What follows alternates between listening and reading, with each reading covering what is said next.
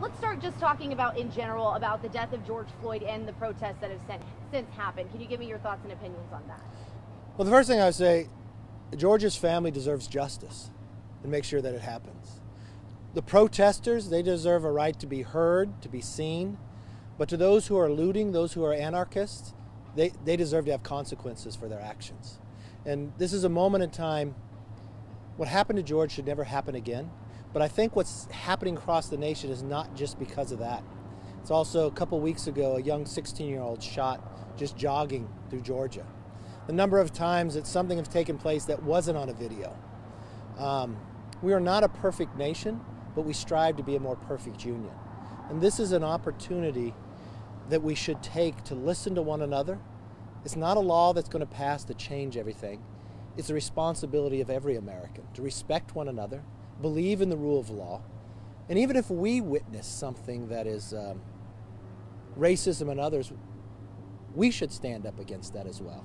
And I mean, that is the point, that if you really want to live to honor George's life, I think living through what Martin Luther King, the spirit of what he said, the idea to be able to protest in peace, not what we're watching throughout this nation that doesn't believe in the rule of law. That's wrong. I want to specify what you said, because it sounded like you were distinguishing protesters from looters. And very much so.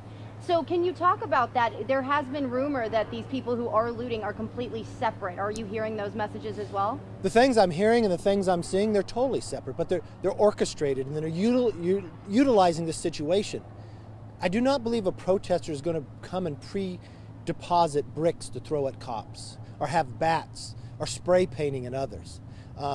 That's somebody trying to do something much different that goes against the grain of what this nation is. We believe in the ability to protest. That's, as an American, to have a voice. We believe in a more perfect union to make sure this doesn't happen again. We also believe that we don't judge people by the color of their skin or the uniform that they wear. And that's the difference that sets us apart from others. I want to talk about, I saw that you posted on your social media, of course, that you support President Trump in restoring law and order. He also called out the governors, saying that they needed to do more. Do you believe that, for instance, Governor Newsom needs to be doing more? When I watched LA, I listened to the mayor there, said he didn't need the National Guard, but then turned around and called Bakersfield and others to come to help, and I think he eventually did call the National Guard. When I watched happen in Santa Monica, when I watched across this nation, a family, a husband and wife that put everything into their business and being beaten by a 2x4 just because they're trying to stop somebody for looting. Yeah, I think we need to restore, because it's also protecting of the protesters. Their ability to be able to have their message go out. I think we have a responsibility to do that. And what I've watched happen in New York, and then I watched a governor who wouldn't call in the National Guard but turn around and blame the mayor and the police chief. It's almost they're being overwhelmed by the size and the numbers of what's happening. We should never in society have a mayor tell the police officers to run away from their precincts. We believe in the rule of law, and we should stand up for that. We should also protect those who are protesting, their ability to have their message heard. But the looters and the anarchists, they should be arrested. Have you been in touch with any of our local leaders or organizers, and what have those conversations been like? I've talked to numerous of them. I'm continuing. I think a dialogue helps a great deal. You've got to be able to listen, not to tell them what you think. There's a lot of areas that people are, how can we improve and make sure that doesn't happen here? You have to continue to monitor. We have a commission made up of individuals outside of the police department to oversee it. I think we should also continue to look at things. Is there anything in the structure that makes it harder to remove a bad apple, a bad officer, to keep them in that line of work? As we sit back and look from George's life, did that officer show that tendency before?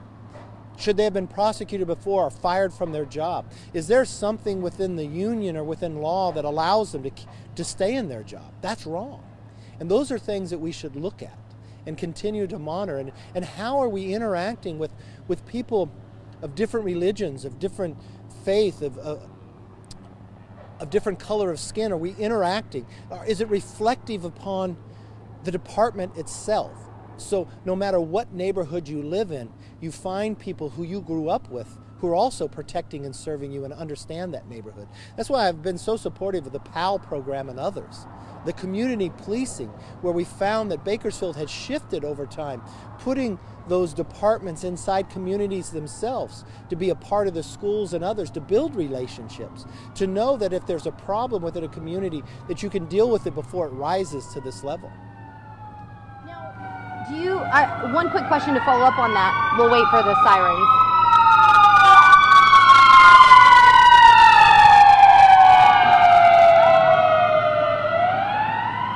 Okay, so now that that is passed, to follow up on that question, who is it that you've spoken to here locally? Well, there's another. The first person, Donnie Youngblood, individual to talk to right away, our sheriff and others. Those throughout the community I try to. Continuing, I just came back on Sunday. A number of people across the nation, but within the community itself, I'm reaching out. Okay, so you've been here since Sunday, and obviously we've seen the protests that have been going on Sunday night, Monday night since you've been here. Do you plan on going out to those protests and walking, marching with them? Well, I want to make sure whatever I do not create a problem for law enforcement and for those protesters. I think of the ability to sit down. I'd like to sit down and have a communication with them, bring different people inside into the office and just listen to them. Listen to within the community of ways that we can constantly improve and set a mechanism up that this doesn't happen here, yes. So you don't have a plan to go march with them? Not at this moment in time, no. And when would you hope to set that up, and would it be open to the entire community? The unfortunate part that we have now is we live a world in COVID. You and I are not in studio right now. You and I are of a distance apart, which even makes it more difficult for those that you can reach. In a situation like this, I've watched individuals kneel that at times people would want to hug and you can't. It only makes it more difficult. So as COVID allows us to do it, I want to be able to do that. Is there any thought of maybe like a Zoom roundtable? Yeah, I think that would be very helpful. I've been communicating with a number of other elected officials and others. Whichever it gives us the best ability to have that communication, I want to make sure. And it shouldn't be a one-time point of making it happen. You brought up COVID, so obviously that needs to be another conversation. COVID is still, we're not out of the clear yet, but we are seeing people that are marching and protesting together. There have been certain legislators who have said those people need to get tested. What are your thoughts on that? Well, there is a concern here, especially if you watch 2 weeks from when these started. You saw a little uptick in Kern County and others, and one thing that happens in a protest, you get emotional. You start to talk and others, and if you're not wearing a mask, you'd be expressing it near one another.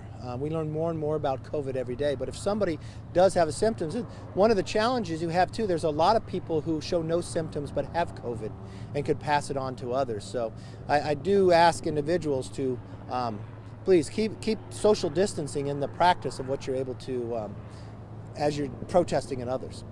How do you plan to help Bakersfield and Kern County heal from this? This has caused great impact here in town. People are hurting. It's pretty obvious. How do you plan to help the county heal?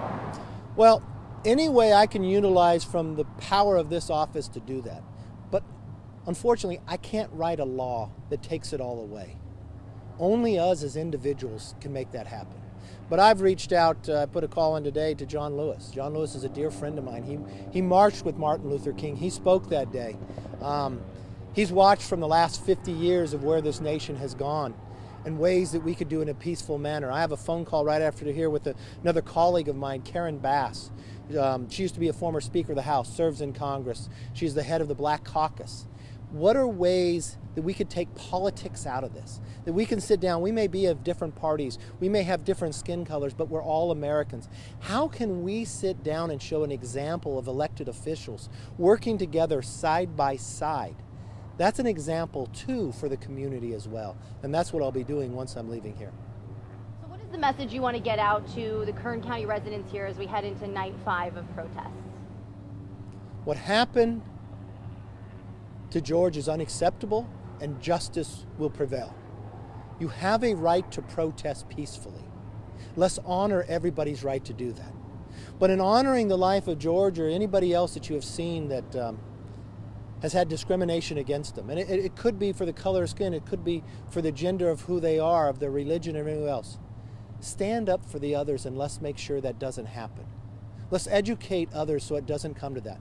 But let's make sure that people don't misuse this window to raid another business, to take down the rule of law, not to spray paint a memorial of somebody's life.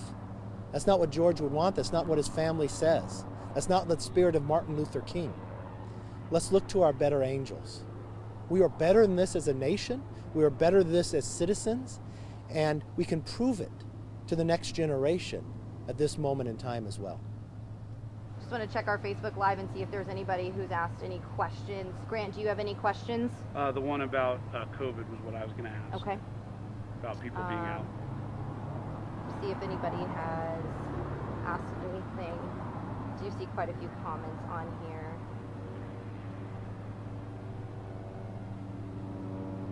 Don't see many questions. I don't see many questions for now, so I think that's, is there anything else you want to? I would say, you know, you've seen the damage in DC and all over the country on TV. You know, you're hearing now that there's even been some of that here and some violence here. I mean, there was even a car young that girl ended hit up by a charging car through the crowd. Yeah. You know, a lot of us were there for that from here at this station, and lots of people were there.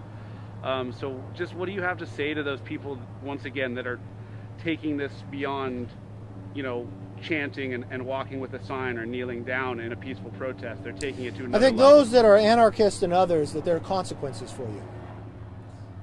You're not there to honor the life of George. You are not there to honor those who have fallen before. And no matter where you are in this position, you should stand as one to make sure that doesn't happen. And just as we should not ever judge somebody based upon the color of their skin, what Martin Luther talked about, we should not judge people because of the uniform of what they wear. Just because the actions of one does not mean all the others. And we should look to, how do we make sure that doesn't happen again? How can we enhance the ability? How can we communicate with one another? And you may think you understand another community, but how can you? So take a moment and listen. Ask a question, but don't answer the question. Listen for the answer. And try to get to know one another a little better without a judgment. Thank you. All right.